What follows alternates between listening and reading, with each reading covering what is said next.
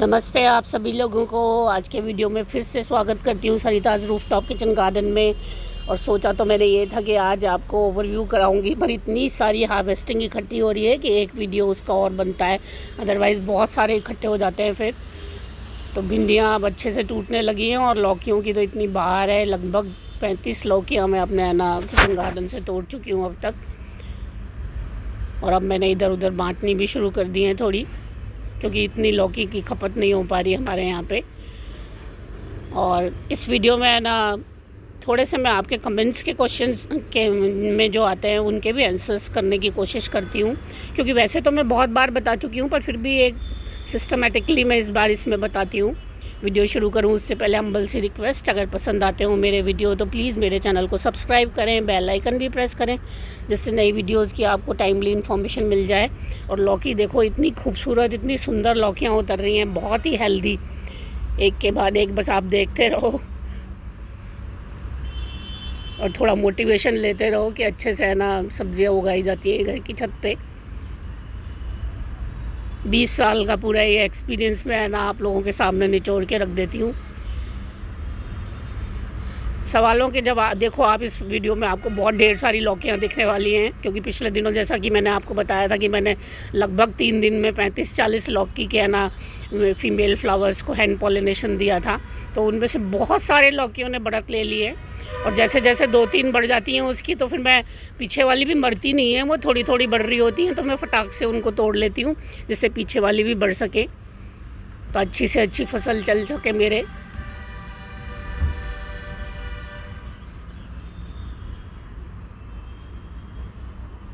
देखो, एक पेड़ में 3-3 4-4 जो है वो लौकियाँ बढ़ती जा रही हैं, तो मैं आगे वाली उतार लेती हूँ थोड़ा जल्दी, जिससे पीछे वाली को बढ़त मिल सके।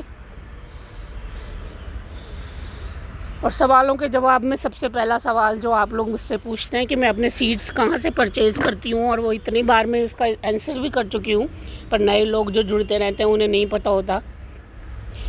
तो मैं आपको बता दूं कि मेरे सीड्स कोई स्पेसिफिक नहीं होते। मैं हमेशा आपको कहती हूँ कि अपनी किचन गार्डनिंग को इजी बनाइए। मैं दुकान पे से भी ले आती हूँ, हमारे पास में भी पड़ती है, थोड़ा दूर भी है, उससे भी जहाँ चक्कर लगता है। मैं ऑनलाइन भी मंगा लेती हूँ, कई बार इफ़को बाज़ार से भी मंगा लेती हूँ, ट्रस्ट बास्केट वाली साइट से भी मंगा लेती हूँ मैं।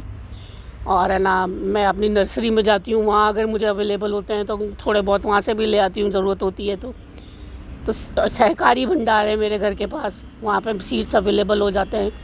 जो भी बीज की सरकारी दुकान होती है ना, उनसे भी आप खुले में ले सकते हैं, थोड़े थोड़े में, और वो सस्ते भी दे देते हैं, 10-10 रुपये के पैकेट बना के दे देते हैं आपको। तो ये सारी तरह से सीड्स ले लेती हूँ मैं। बस ये है कि ऑनलाइन और दुकान पे से जब मैं ले रही होती हूँ तो देख लीजिए आप, बढ़िया सी एल्यूमिनियम वाली जो पैकिंग होती है ना, उसी में सीड्स लें, जिससे वो फ्रेश मिले आपको, और अच्छा चलता रहे। बीच में आप हार्वेस्टिंग देखते रहें, खूब अच्छी सी हो रही है। तो सीड्स का तो मेरा ये है, इसके अलावा मैं कहीं से नहीं लेती हूँ, और भरोसे के साथ ही लेती हूँ कि जो भी मैं सीड ला रही हूँ अच्छा निकलेगा। तो ऑनलाइन मैंने आपको बताया, मैं इफ़को से भी ले लेती हूँ, कई बार गार्डनिंग पैकेट आता है जो, और ट्रस्ट बास्केट वगैरह से भी मैंने मंगाए हुए हैं। पर अब मैं ऑनलाइन सिर्फ इफ़को से ही मंगाती हूँ। अगर मंगाना हो तो दुकान पास में अवेलेबल है तो वहाँ से ले लेती हूँ, और वहाँ से कोई स्पेशल वैरायटी नहीं है, जो भी पैकेट्स उनके पास होते हैं अच्छी पैकिंग वाले, बस वही ले आती हूँ। तो ये तो रही मेरी सीड्स की बात। उसके बाद सब लोग मेरे से खाद वगैरह की पूछते हैं कि आप किस तरह से न्यूट्रिशन देते हैं। उसके ऊपर मैंने ढेर सारे वीडियोस बनाए हुए हैं, फिर भी मैं आपको बता देती हूँ कि जब मैं मिट्टी तैयार करती हूँ तो मैं वर्मी कंपोस्ट का अच्छा खासा प्रयोग करती हूँ। हमारे सामने गौशाला है, वहाँ पर मुझे अच्छे से मिल जाते हैं 30 किलो के कट्टे, तो वो मैं मंगवा लेती हूँ। तो वर्मी कंपोस्ट में मैं अपना रॉक फॉस्फेट मिला देती हूँ। रॉक फॉस्फेट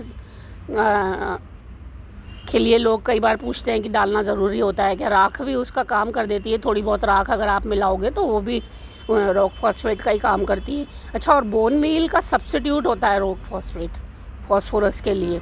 तो रॉक फॉस्फेट और बोन मील दोनों एक साथ डालना ज़रूरी नहीं होता। बोन मील जो लोग नहीं डाल सकते मेरी तरह, वो रॉक फॉस्फेट का यूज़ कर लें, या राख लकड़ी की बना के रखेंगे तो थोड़ी बहुत वो भी डाल के आप यूज़ कर सकते हैं। तो ये दोनों चीज़ें, और फास्फोरस की ज़रूरत इसलिए होती है कि जड़ें वगैरह आपकी अच्छे से बढ़े, पेड़ आपका बहुत मजबूत बने, तो थोड़ा बहुत मिला लिया जाए अगर अपनी गमलों की मिट्टी में, तो कोई बुराई नहीं है। तो राख उसका सब्स्टिट्यूट हो सकता है अगर आपको कुछ भी ना डालना हो तो और नहीं तो रॉक फॉस्फेट अमेज़ोन पे इजीली अवेलेबल हो जाता है, सारी ऑनलाइन साइट्स पे हो जाता होगा, मैं अमेज़ोन से मंगा लेती हूँ। उसके अलावा है ना, मिट्टी में ही कैल्शियम मिलाएं, थोड़ा सा कैल्शियम का सोर्स, चाहे तो आप चौक मिला रहे हो, चाहे तो खाने वाला चूना मिला रहे हो, या बुझा हुआ चूना मिला रहे हो, कुछ भी मिला सकते हैं आप जो आपको अवेलेबल हो। और नहीं तो अगर स्पेसिफिक आप लेना चाहें तो मैं अमेज़ोन से कई बार डोलोमाइट भी मंगा लेती हूँ कैल्शियम के लिए। तो देखो आप, लौकी कितनी सारी उतर रही है, ककड़ी लगातार उतर रही है, कैप्सिकम लगातार उतर रही है। ये तीनों सब्जियां तो मेरे पास बहुत ही ज़्यादा अच्छी है। तुरई भी मेरे को अच्छी मिलने लगी है अब, ककड़ी बहुत अच्छी आ रही है। करेला पहला टूटा है, ये देखो आप फर्स्ट करेला है ये मेरी छत से। टिंडे भी कई बार है ना, एक दो टूटते रहते हैं, ज़्यादा नहीं पर एक दो टूटते रहते हैं। बीन सब मैं सोच रही हूँ हटा दूँ, काफ़ी दिनों से लगी हुई हैं, कुछ काले कीड़े इन पर मुझे लग रहे थे, तो मैं ना एक दो बार नीम ऑयल तो मैं स्प्रे कर दूँगी खैर, पर फिर उसके अलावा और मैं कुछ करने के मूड में नहीं हूँ। अगर ठीक नहीं होंगे तो मैं हटा दूँगी। लिक्विड फर्टिलाइज़र के बारे में अगर मैं बात करूं तो मैं लिक्विड फर्टिलाइज़र में थोड़ा सा 1-2 किलो वर्मी कंपोस्ट, मेरे पास कुछ खली हैं जो मैं ले आई थी जानवरों के, जो खाने वाली दुकान होती है उससे, सरसों की खली है, मूंगफली की खली है, बिनौला की खली है, नीम की खली है। तो ये है तो थोड़ा थोड़ा डाल देती हूँ, अदरवाइज़ खाली सरसों की खली से भी आपका काम चल जाएगा, कोई दिक्कत नहीं है। ये लौकियाँ बढ़ गई हैं देखो अब, तो ये तीसरी को नहीं बढ़ने दे रही हैं, तो इनको तोड़ना पड़ेगा मुझे। और आज तो इतनी लौकियाँ टूटने वाली हैं, सॉरी कल टूटी थी ये, आज दोबारा फिर से टूटी हैं। और बहुत अच्छी है ना लौकी, है ना टूटने वाली हैं। तो लौकी को है ना सरसों की खली का फर्टिलाइज़र पसंद आता है, लिक्विड बिल्कुल लाइट सा है ना, अगर आपने बनाया हुआ है तो लगातार बहुत अच्छे से बढ़ती है। अच्छा, बेल आपकी पूरी बढ़ चुकी हो या पौधा बढ़ चुका हो, उसके बाद पोटाश देना ज़रूरी होता है। देखो हम लोग गमलों में और ग्रो बैग्स में करते हैं, तो थोड़ा बहुत ये 3 जो मेन फर्टिलाइज़र्स है ना, नाइट्रोजन, पोटैश और फास्फोरस, इनका ध्यान रख लेंगे तो आपका है ना पौधा अच्छे से बैलेंस बढ़ेगा। तो तब पोटैश की ज़रूरत होती है फ्लावरिंग के लिए। तो थोड़ा सा पोटैश आप चाहे ऑर्गेनिक वाला लें, चाहे आप है ना केमिकल वाला लें, जो भी आप पोटैश लेना चाहें, 1 लीटर पानी में आधा चम्मच घोल के अपने प्लांट्स को दे सकते हैं, या फिर है ना लिक्विड फर्टिलाइज़र में भी मिला के दे सकते हैं, जैसे मैं दे देती हूँ। तो ये पोटाश का ही मुझे कमाल लग रहा है कि इतने सारे मुझे है ना फ्लावर्स मिले हैं इसमें, लौकी में मेल फीमेल सब तरह के। तो ये भी ज़रूर आप ध्यान रखें। ये छोटी छोटी सी बातें हैं, बहुत ज़्यादा हार्ड बनाने की ज़रूरत नहीं है। बस जब आप मिट्टी बनाएं तो फास्फोरस का यूज़ करें नाइट्रोजन के साथ, और नाइट्रोजन हमेशा थोड़ी थोड़ी तो मिलनी ही चाहिए, पेड़ों की बढ़त के लिए ज़रूरी होती है। वो आपके वर्मी कंपोस्ट वगैरह से, और वो हर चीज़ से मिल जाती है एक तरह से देखा जाए तो, नाइट्रोजन का कोई प्रॉब्लम नहीं है। बारिश के पानी से भी मिल जाती है वो, तो अगर बारिश हो रही है तो। कद्दू बहुत खूबसूरत बढ़ रहा है ये। और दूसरा वाला जो मैंने अभी छोटा आपको दिखाया था, उसमें बांध नहीं रही हूँ आजकल, तो मुझे लग रहा है कि फल मक्खी ने डंक मारा है उसमें छोटा सा, अभी मारा ही है, इसलिए नीम ऑयल ढेर सारा स्प्रे करती हूँ उस पर, शायद ठीक हो जाए।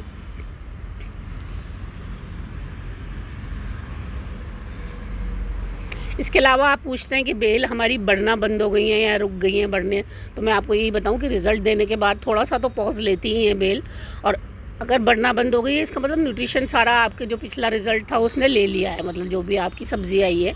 तो हल्का सा बिल्कुल गर्मी में आपको ज़्यादा पंगे लेने की ज़रूरत नहीं है, हल्का सा लिक्विड फर्टिलाइज़र डाल दें, या फिर 1-1 मुट्ठी वर्मी कंपोस्ट भी डाल देंगे अपने 1-1 पौधे में। तो और गुड़ाई करने की ज़रूरत नहीं होती गर्मी में, वैसे ही धूप पहुंच रही होती है मिट्टी में बहुत। ज़ुकीनी अब फिर से लगातार आने लगी हैं मेरे, तो इस तरह से आप चलाएंगे तो बेल चलती रहेंगी आपकी। पीले पत्ते अगर हो जाते हैं, या नज़र रखें पूरी बना के कि है ना कोई कीड़ा तो नहीं आ रहा, ये बात देखो आप आज ये सारी लौकियाँ तोड़ लाई हूँ मैं, कुछ इसलिए भी तोड़ी है कि आगे वालियों को बढ़ने के लिए जगह मिल जाए। कितनी अच्छी, कितनी बढ़िया, और इतनी लौकियाँ खुली में बढ़ रही हैं अभी मेरे पास, थैंक गॉड। अभी है ना फल मक्खी का अटैक लौकी पे नहीं है, अदरवाइज़ ककड़ी पे होने लगा है। मैं दिखाऊंगी आपको, ककड़ी है ना 2-3 ख़राब होके मैंने हटाई हैं। और कितनी सारी लौकी, कितनी खूबसूरत लौकी, मतलब अच्छी सी कच्ची बिल्कुल। आज पक्का बहुत अच्छा हलवा बनने वाला है लौकी का। एक लगाने के है ना, आपने किस व्यवस्था से लगाए हैं इस पे भी बहुत फ़र्क पड़ता है आपको। देखो ये मेरी जो ये ग्रो बैग्स हैं 6 फीट वाले, ये कितनी अच्छी व्यवस्था पे लगे हुए हैं। मैंने ना ऊपर चढ़ाने के लिए भी उन पे बनवाया हुआ है, और एक पे जिस पे नहीं बनाया हुआ उसमें मैंने लकड़ी का छप्पर, देखो ये आज सुबह की है ना मेरी लौकी, और ये हार्वेस्टिंग है आते ही जो मैंने की है। कल के बाद भी आज भी तैयार हैं 2 लौकी 3 लौकी तोड़ने के लिए, मेरे पास इतनी लौकियाँ टूटी हैं। तो उसके बाद भी तो है ना, बेलों को चढ़ाने की अच्छी व्यवस्था करें। फिर एक बार वो बहुत अच्छे से घनी घनी चढ़ जाती है तो मिट्टी अपने आप सेफ हो जाती है फिर उनकी बहुत तेज़ धूप से, तो फिर चिंता की कोई बात ही नहीं होती। यहाँ पे देखो मैंने नीम ऑयल का स्प्रे कर दिया है, बहुत ज़ोरदार वाला। इसमें है ना एक फल मक्खी का डंक लग रहा था मुझे। उसके बाद फिर आपकी बेल बढ़ती ही रहेंगी। अच्छा, और ये पिंचिंग और 3G 4G कटिंग शुरू में तो बहुत होती है, जब बेलें कम बड़ी होती है ना, तो पिंचिंग भी रेगुलर हो रही होती है ये। उसके बाद जो बेल बढ़ती हैं बिल्कुल निर्बाध गति से, प्रकृति को कोई रोक सकता है क्या? फिर मैं नहीं देखती कि कहाँ से कटिंग हुई थी, कहाँ से पिंचिंग हुई थी, अब और करनी है क्या, कुछ नहीं। फिर मेरी बेलें अपने हिसाब से चलती हैं बिल्कुल, और जैसे बढ़ना होता है वैसे बढ़ रही होती हैं। फिर मैं नीचे से भी काटना बंद कर देती हूँ उनको, जो नीचे से मैं ना पिंच करती हूँ। ये आज की सब्ज़ी आ गई है, सब कुछ बंद कर देती हूँ। फिर मैं बस उनको बढ़ने देती हूँ अच्छे से। बस फिर मेरा काम यही होता है कि बहुत घनी बढ़ गई हैं तो मुझे सब्ज़ियाँ ढूंढने में बहुत सारा टाइम देना पड़ता है। तो देखो नाइट्रोजन भी ज़रूरी है बहुत अच्छी से बढ़ने के लिए आपकी बेलों के लिए, और है ना पोटैश और फास्फोरस भी टाइम टू टाइम ज़रूरी होता है। बाकी चीज़ें ये है कि आप शुरू में मिट्टी के साथ मिला के दे दोगे तो भी ठीक है। ज़्यादा गर्मियों में परेशान नहीं करती मैं कि बार बार स्प्रे कर रही हूँ कि है ना, और कुछ नहीं तो सीवीड का स्प्रे कर दो, नहीं पेड़ ख़राब होते हैं फिर उससे। देखो तो रही कितनी अच्छी चीज़, और देखो कहाँ बढ़ी हुई है, टिकोमा के अंदर घुसी हुई है ये बिल्कुल। तो मैं रोकती नहीं हूँ फिर अपनी प्रकृति को, जैसे भी बढ़ रही है वैसे बढ़ने देना चाहिए उसको। ये शायद इसीलिए खुश रहती है मेरे पास प्रकृति।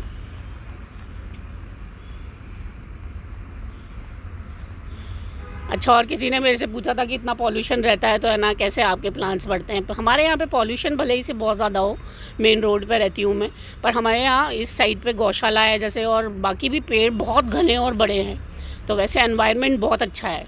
इसको बड़ा खूबसूरत इलाका कहते हैं जयपुर का, इसीलिए कि पेड़ पौधों की यहाँ पे अभी भी कोई कमी नहीं है। और देखो पॉल्यूशन से तो पेड़ है ना अपने आप को क्या कहते हैं, एडजस्ट कर ही लेते हैं एक तरह से, क्योंकि पेड़ों ने तो बढ़ना बंद नहीं किया, इतना पॉल्यूशन होने के बाद भी वो बढ़ते ही रहते हैं, तो इससे कोई ख़ास फ़र्क नहीं पड़ पाता। जबकि मैं तो अपने पौधे वॉश भी नहीं करती, क्योंकि मैं जब रेगुलर वॉश करती हूँ तो मुझे माइट्स की प्रॉब्लम ज़्यादा दिखती है अपने प्लांट्स में, तो मैं वॉश करना पसंद नहीं करती। और तीसरी मंजिल पे इतना पानी भी नहीं होता कि रोज़ वॉश करें। एक और अमरूद टूट गया है ये नए पेड़ से, अच्छा सा, मुझे थोड़े हरे पसंद है इसलिए मैंने आज हरा तोड़ा है। अंजीर भी देखते हैं कुछ मिल जाता है एक आध तो। देखो अलग अलग तरह की चीज़ें मिलती रहती हैं। मैंने फालसे तोड़े थे 3-4 फालसे मात्र, मुझे इतनी खुशी हुई तोड़ के। हालांकि उनमें चिड़िया बड़ी जल्दी चोंच मार देती है फालसों में। ये देखो थोड़ा सा पका हुआ अंजीर है, ये पूरा तो नहीं पका हुआ, पर हाँ देखो लग रहा है ना अंदर से पक गया है। अभी गर्मियों के कलर और सर्दियों के कलर में थोड़ा फ़र्क आ जाता है, गर्मियों में थोड़ा पीला सा होता है ये। तो फालसे खा के भी मुझे इतना मज़ा आया बहुत, जैसे पता नहीं मैंने क्या खा लिया हो। 4 फालसे मात्र अपने पेड़ों के।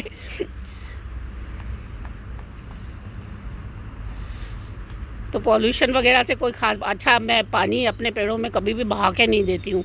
लोग कहते हैं 3-4 दिन में, हालांकि मैं ये करती हूँ। देखो ये ककड़ी बीच में दोनों है ना लोहे की लाइनों के और छुप गई, कितना जंबो साइज़ की हो गई है। हालांकि पूरी तरह से पकी नहीं है, पर हाँ बहुत बिग साइज़ हो गया है। तो अब इसकी सब्ज़ी बनेगी, सलाद में खाने के काम नहीं लूँगी मैं। पतली पतली ककड़ियाँ लेती हूँ सलाद के लिए, तो इसकी सब्ज़ी बनाएंगे हम इतनी मोटी ककड़ी की।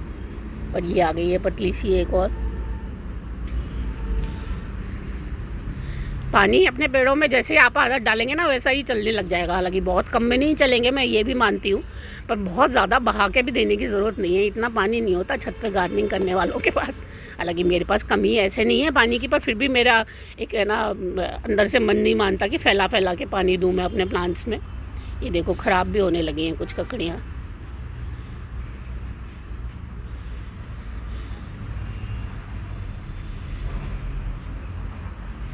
तो उम्मीद करती हूँ कुछ मेन सवालों के आप लोगों को जवाब मिले होंगे। और हाँ, मैं बीच में भूल गई थी आपको बताना कि अच्छे, अगर जैसे 6x6 के ग्रो बैग अगर 1-2 भी आप अपनी छत पे लगा लेंगे ना, तो बोझ भी नहीं होगा और आप लोगों की सब्ज़ी बहुत अच्छे से ग्रो हो जाएगी। इनको भले ही बेल वाली सब्जियों को 1 फुट ही औंडाई मिले, पर है ना अच्छा फैलने के लिए जगह मिल जाती है ना, तो बहुत अच्छी ग्रो करती हैं ये। इसीलिए शायद है ना अच्छी मिट्टी तैयार करने के बाद मेरी सब्जियाँ इतनी फैलती हैं। तो ये ध्यान रखें।